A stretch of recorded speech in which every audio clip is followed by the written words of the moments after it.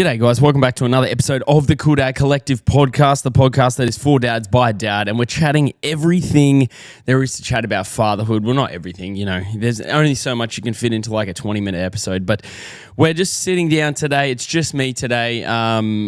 Couple, bit of time between beers, if you know what I mean, in terms of the solo podcast. It's been pretty stacked with everything that's been going on. I've been very busy with everything to do with Cool Dad and everything to do with work, and as you guys could probably imagine, we're all busy trying to juggle life with children, 2 toddlers, really just in the thick of it at the moment. I mean, we're in the thick of it. We're obviously, for those that aren't aware, my eldest daughter Skylar's 4.5, and then my youngest daughter's 2.5 now. So they're both well and truly fully functioning children, which is a little bit of a pain. I say a pain, but it's a little bit of an adventure in itself. So had a couple things going on. We went camping. We did all that stuff. We'll get to all that, but it's nice to just sit down, have some things written out that I want to go to and go through and unpack a little bit. But, firstly, I hope everyone's doing good. I hope everyone's going okay. If you're in the car on the car ride to work and you just dropped your kids off at kindy, I really hope the drop-off wasn't too painful. I know mine this morning was always painful, but there's not much you can do about it, really. We're in this phase at the moment because obviously Skylar starts school next year, and, you always start to think to yourself, you're like, is she ready for school? I don't know. Like, what's the go? She still gets a little bit sad when we drop her off. Is that normal? And, of course, it's something that you just think about over and over again, when really you probably think about it a lot, but nothing bad is going to come out of it. And by the time you get to the point that you're worrying about, all the worrying that you did is completely pointless. Famous quote by Newt Scamander from, the Harry Potter spin-off movie, the one with the Fantastic Beasts. He's always like, those who worry suffer twice. I'm trying my best not to suffer twice, and if I only have to suffer once, that's a huge win for me. So jumping straight into it, Skylar so my 4.5-year-old obviously is very 4.5-y, if that makes sense. And one thing that people say, they're always like, oh yeah, terrible 2s, or 3-nager, or 4-nato. No. Dude, every single phase is hard for different reasons. So yes, Skylar is old enough now that she pretty much gets herself dressed. She's pretty self-sufficient in that way. She's pretty much a fully functioning, child. But the downside to that is obviously, she's been chirping a lot lately, and understandably, she is my daughter, which chirping does run in the family. And by chirping, I mean talking back a little bit. She does like to question authority a lot more now. Things are a little bit more why are you in charge? Why do I have to do what you say? Why do you, all that sort of stuff. But one thing that she started doing, and I don't know why she started doing this. Obviously, every kid goes through this sort of phase, I think, because they they're trying to find things that piss you off. Like, your kids will always try and find little things that they do that they know will tick you off. So when, they need a bit of a weapon of mass destruction, they can sort of drop something on you and you're just like, oh, you little shit, what do you mean? But so we had a bit of a time not long ago. Skylar she's a bit of a messy kid, and it's pretty normal for kids, toddlers, 4-year-olds to be quite messy, especially with toys. She's 4 years old now, so we've kind of accumulated a lot more toys now and a lot more different things, and we have issues with, obviously, Summer wanting to play with some toys, and Skylar hasn't played with the toys in God knows how long. And then all of a sudden, when younger sister Summer starts playing with them, all of a sudden it is a huge problem, and the thing that she hasn't used in like 2 years is suddenly the one thing she wants to play with, which is a very common thing when you're looking at siblings and dealing with your kids as they get older. But I had a bit of a time not long ago, Skylar's noticed Summer's playing with something that she hadn't even been playing with. It literally is like a baby toy. I don't even know why she was really into it, but technically speaking, it was her toy, not that she uses it. And of course, Summer started playing with it, and she kicked up a fairly big stink, and there was a little bit of a push and shove. And Summer can hold her own because she's a bit of a brute, which is great because you really want your younger kid to sort of be the one that doesn't want to get pushed around by the older one. So yeah, took the toy off Skylar when she stole it off Summer, and all hell was breaking loose and whatever. So did my thing where I, sent Skylar to her room because she was just being obnoxious and having a go at Summer, and Summer's sort of just like, what is going on? Why is she yelling at me? So I told her to go to her room. I know, that's old school parenting. Okay, I'm sorry. If you don't like that, eat a dick. But what happened was she gets in her room, and she just starts yelling at me, like literally just screaming at me, saying like, you always make Summer play with my toys, and Summer, you know the deal, like just random crap coming out of her mouth, and you're sitting there trying to diffuse it. And then she summons the courage, and she did this as I was turning around. So I was turning around, I spoke to her, I said, look, if you're going to speak to me that way, I'm going to turn around, I'm going to walk away, and I'll come back and see you when you've calmed down. Okay, when you're calmed down, I'll come and have a proper conversation with you, but I'm not talking to you right now. And I turned around, and she like waited for the perfect moment. I don't even know where this comes from, because she just hit me with a sniper bullet in the back of the head. And she just turns around as I turn around, and she just yells, I hate you, Dad. And I was like, what did you say? She hit me with an I hate you. I've never, this is the first time in my parenting career, my parenting journey, that either of my children have told me that they've hated me. And at first, let me walk you through this. At first, there was a little bit of anger. I won't lie, because it's hard to hide that. And I know, I get it. She's 4. I know she's 4. I'm 30. I should be able to see this coming and be able to,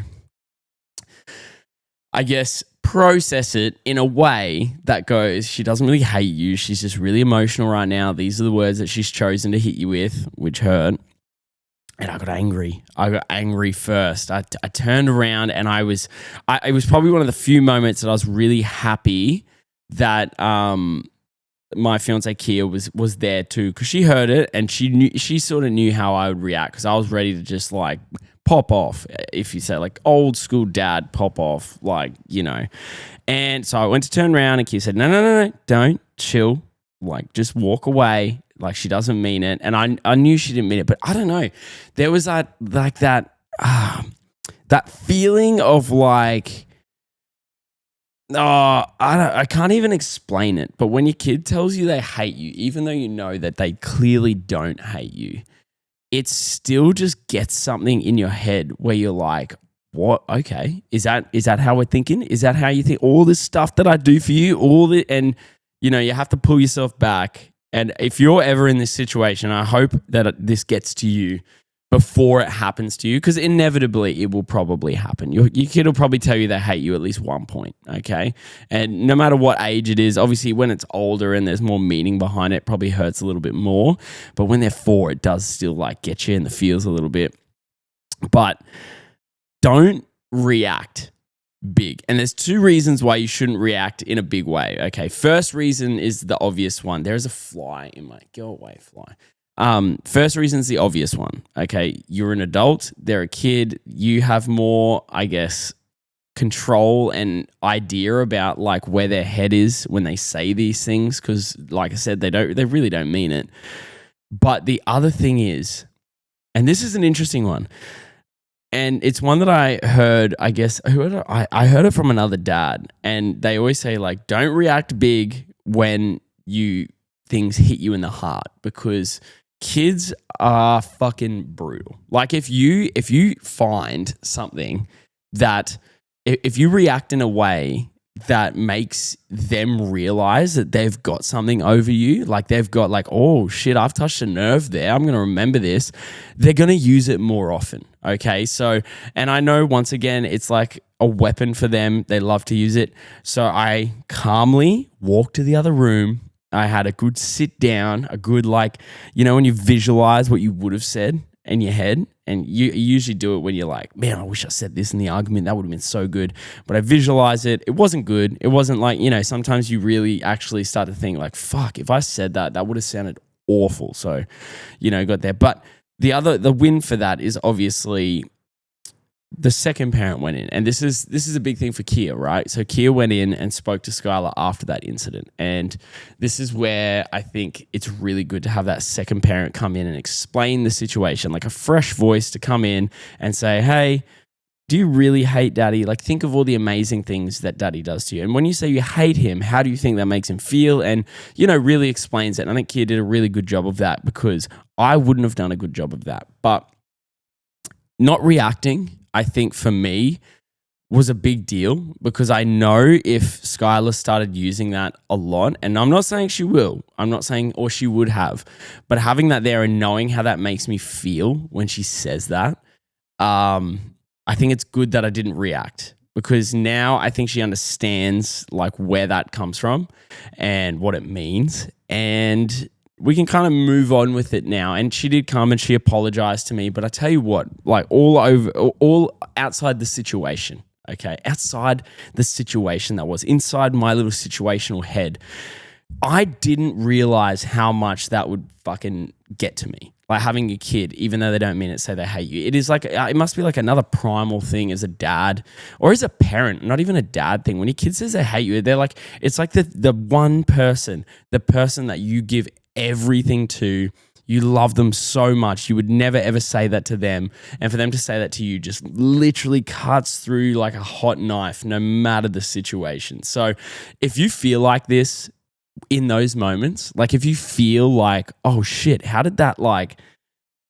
did that affect me so much? You are definitely not alone. Okay, definitely not alone. And it makes so much sense if you have like a little bit of like feeling when it hits you.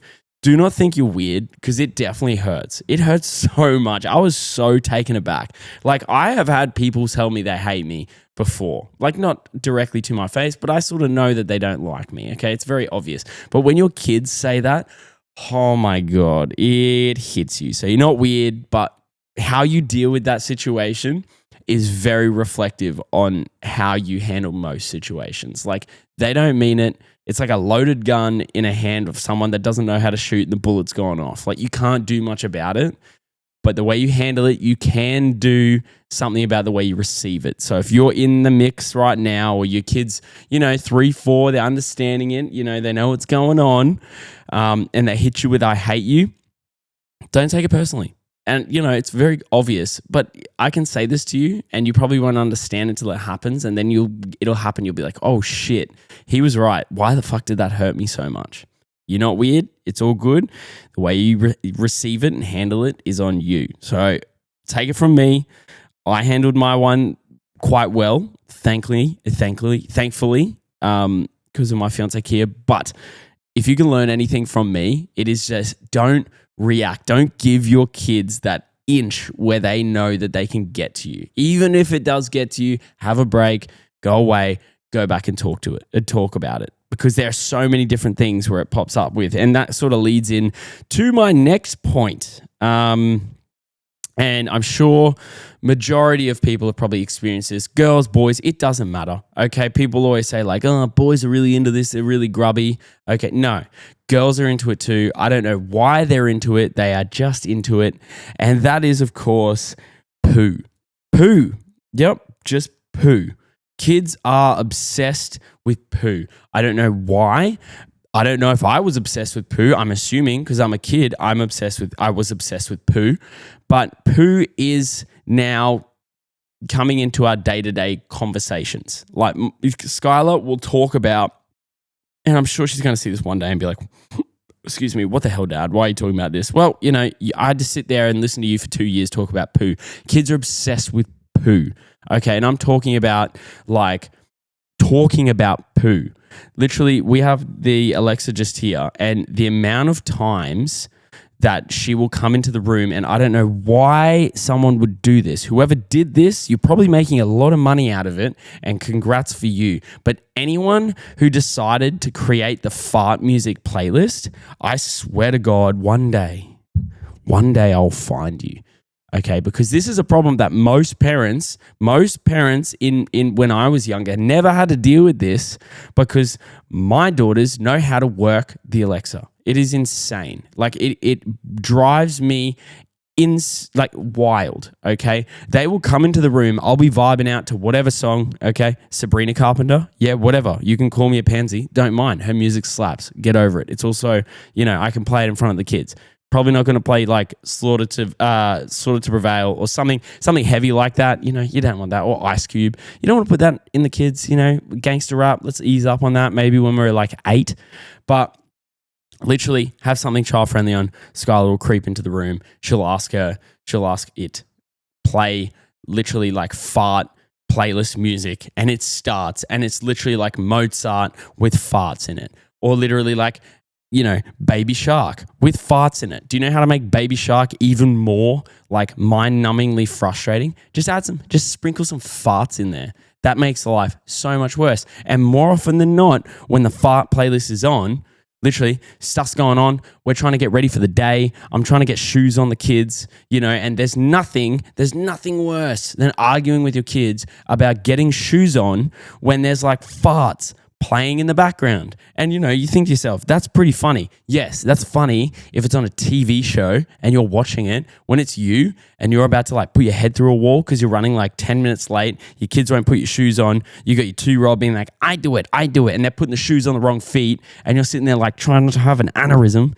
and in the background all you can hear is bloody Mozart with farts sprinkled through it. Dude, as you can tell how emotive I am, I hate the fart playlist. Sometimes, haha, a little bit funny. Don't mind. A little bit of funny in the fart, like, yeah. But I just hate the fart. Who does that? Why would you do that?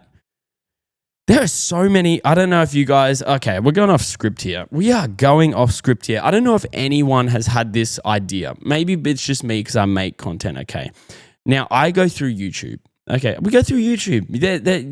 I find things on YouTube that the kids watch. I vet it. I make sure it's all good. Make sure there's no weird anti-Semitic shit through it. Making sure my kids aren't getting turned into serial killers or any of that stuff. And we have what's called communal screen time. My kids don't have iPads. If your kids have iPads, I don't give a fuck. Whatever. Man, you do whatever you've got to do. I could not care less. And anyone who cares about what you do with your kids, shut the fuck up. But we do community screen time. I usually put something on for the kids. As long as I'm in the room, that's just the way I am. So I can it sucks for me, but at least I know what they're watching anyway.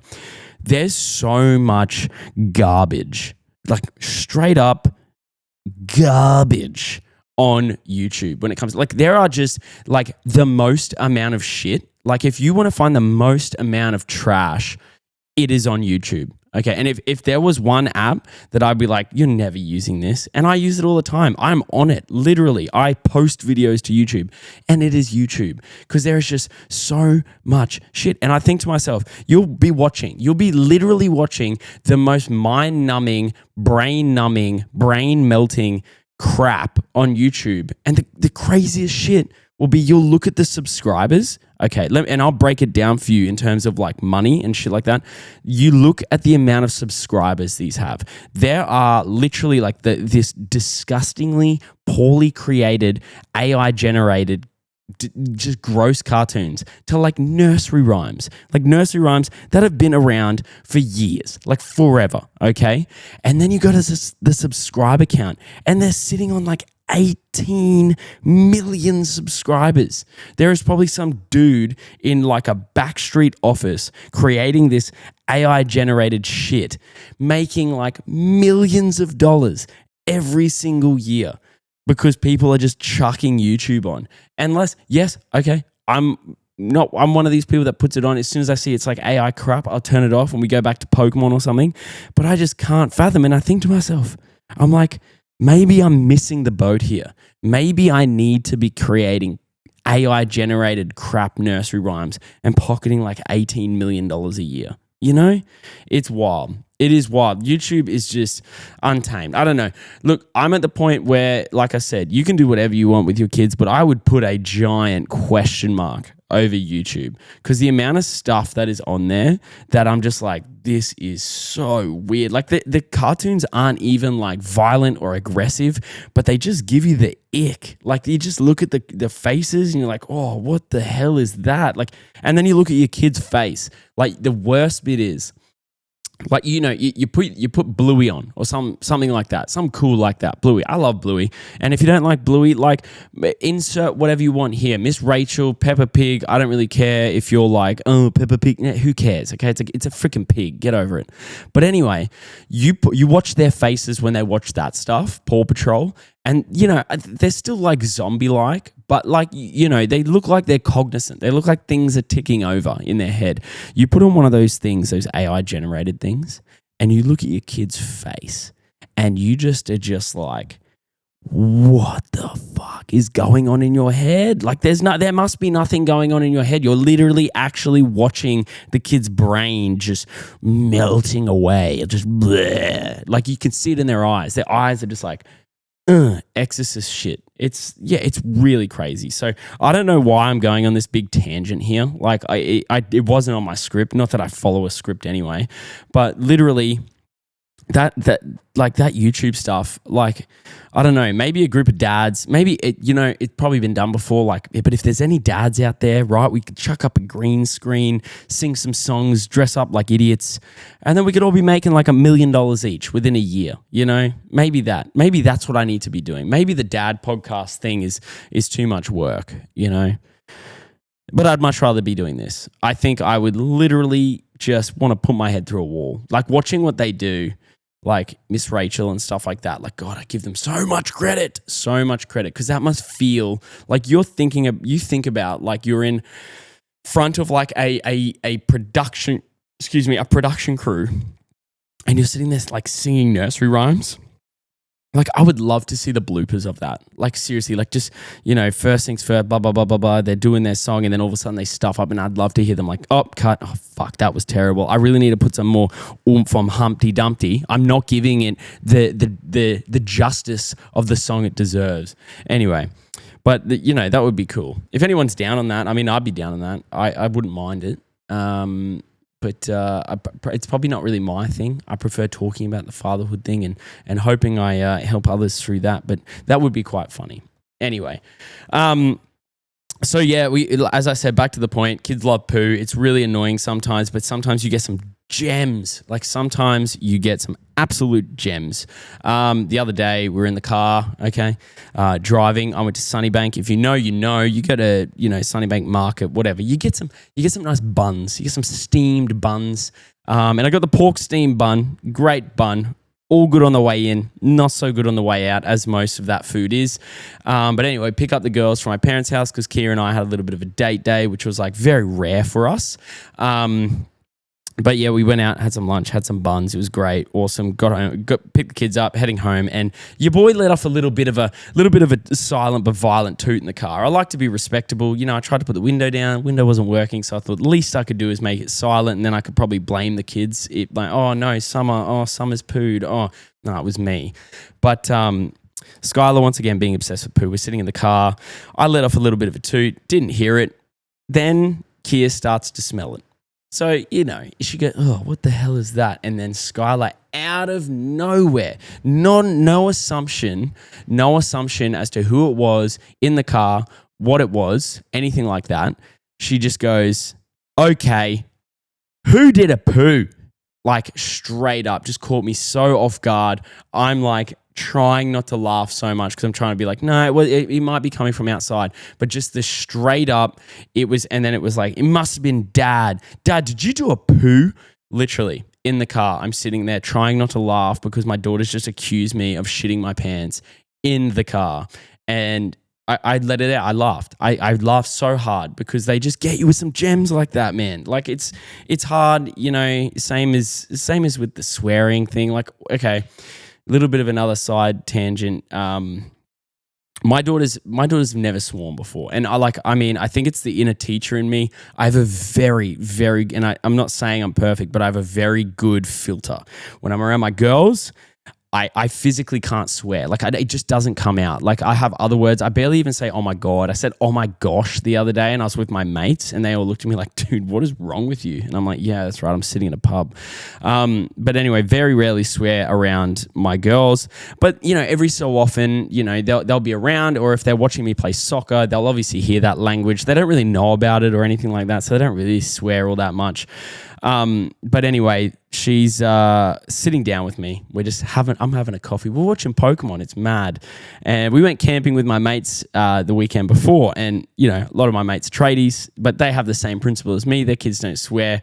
But obviously one of my mates, he does a bit of work at home, and, he doesn't know the kids are listening all the time, and he might hurt himself or something like that. And anyway, his son came over to Skylar while we were camping, and he comes over and must have said something. But anyway, Skylar said to me, she comes over, not unprompted, no prompting here at all.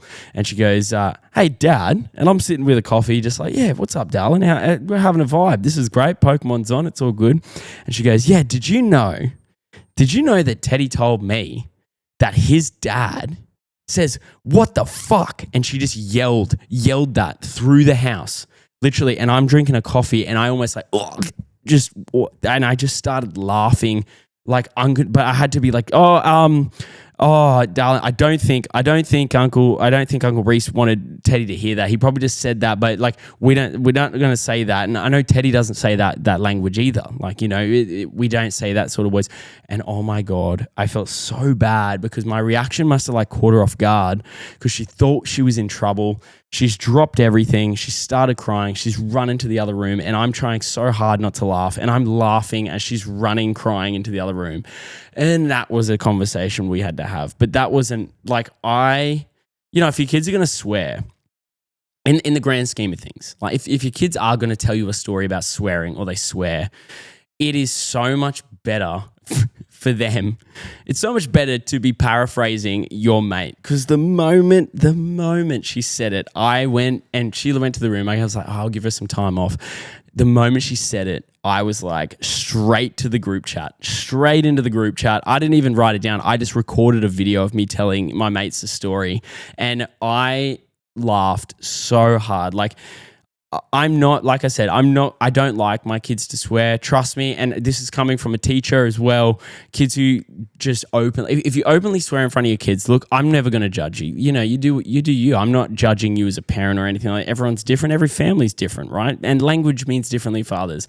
Me as a teacher, I don't like that language in a way for kids. I don't like the way it sounds, things like that, but that's my preference. When they're older and they understand what swearing is and when to do it and when not to do it, likewise, I'm doing it in a podcast with adults listening. I probably won't do this sort of language at like a 1-year-old birthday party where I don't know anyone.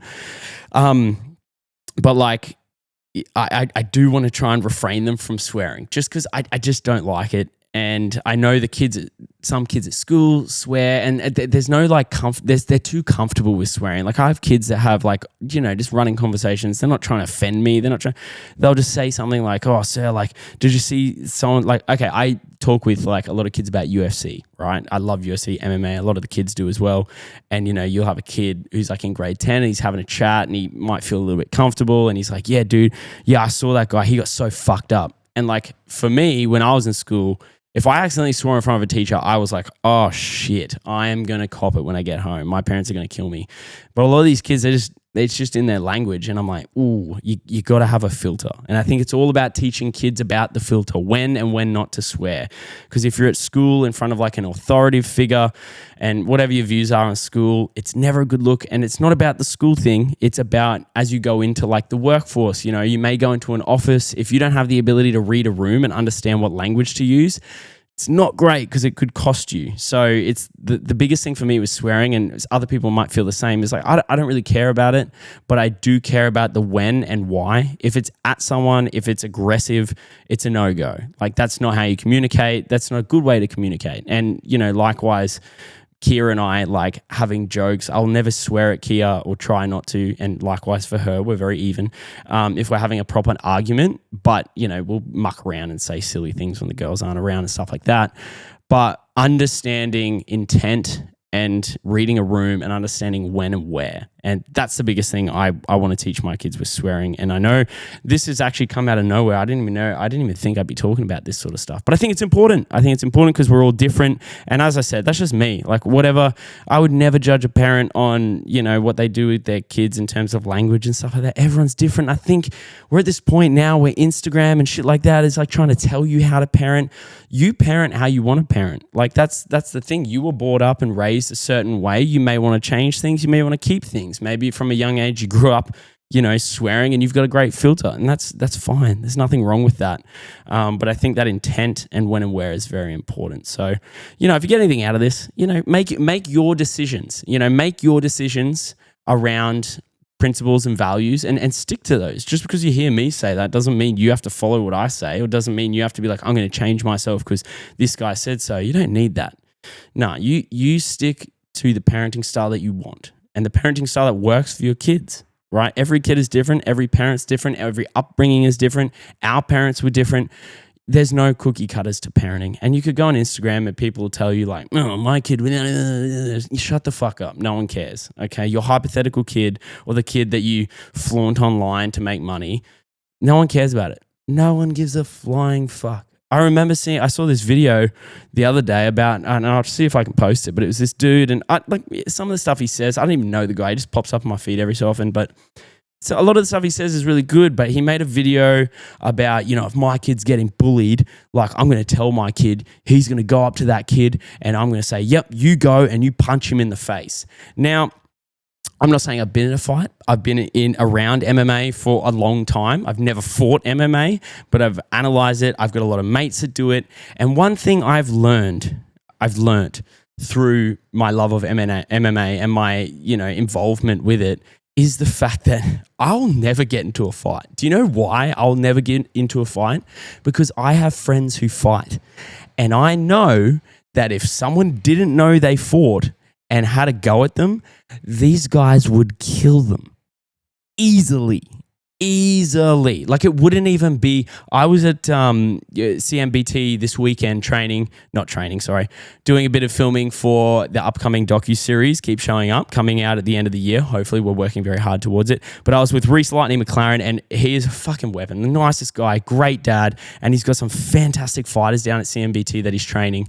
And I watch some of these guys train. And if you don't know how to fight, and you decide or you tell your kid who doesn't know how to fight to go and fight someone, and that person knows how to fight, it's going to be a lot worse than being bullied. I promise you. So unless your kid has been training and can stand up for them like that, this may sound a little bit weird, but please do not. If your kid has no experience in a fight and you are like a macho man, Randy Savage type, like just do it, I see red, blah, blah, blah. Don't tell your kid to fight someone, okay? Because if that person that he goes at knows how to fight, there is a big difference between people who think they can fight and they see red and people who know how to fight, okay? Please be conscious of that. If you know your kid could probably go and hold their own, more power to you. Fuck the bullies, whatever.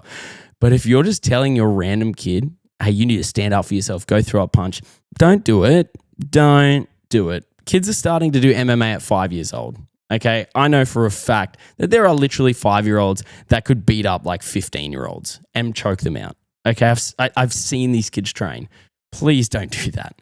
And but you see this dude in the video, and he's sitting in a boxing ring, and the dude's probably never had a fight in his life. And I'm not saying I have, but I'm just saying there's a big difference. So once again, if you're getting anything out of this, please don't tell your kid to go punch someone in the face. Okay, I know bullying is bad. I see it every day, okay? And we try to do something about it. And the rate that bullying is happening online is insane. It's one of the reasons why I want to delay social media for my kids, or even I don't even post my kids all that much online. I can cop it. I don't care. I'm very comfortable with who I am. I'm very happy the way I am. I'm very happy being bald. I'm very happy looking a bit old under the eyes. I'm very fine with that. But yeah, but it's one of those things. It's a little bit of a tangent. Sorry, I'm rambling a little bit, but all these things have popped up in my head. So as they say, you may see something online. If you agree with it, that's great. But if you don't agree with it, don't get angry. And you know what? Some of these people, most of the shit they say isn't real, okay? They do it for views. They love getting you angry. Most people, a lot of things are called rage bait now with the kids. It's rage bait. They're going to say something, so you get angry, so you comment, so it pushes the algorithm, so they get more followers, so they can sell you a fucking course. That's all it is. That's social media at the moment. Do not get bored in by that shit, okay? I know it. I do it. I hate social media, but I love doing it. I love doing it. But I always, I probably have the ability to make some videos that piss people off, but that is not me. I don't want to do that. I don't want to get hate online because of my opinions are completely absurd. But yeah, anyway, crazy yarn this one. Sorry, I think my bloody Ritalin kicked in. Yes, I have ADHD. You could probably tell. Yes, my Ritalin probably kicked in halfway through the episode and we started rambling. But I love doing this. God, I love chatting. I do love chatting. If you're someone that really resonates with this, you found your tribe, man. You found them. I'm here. We got the Facebook group going. We had a massive message.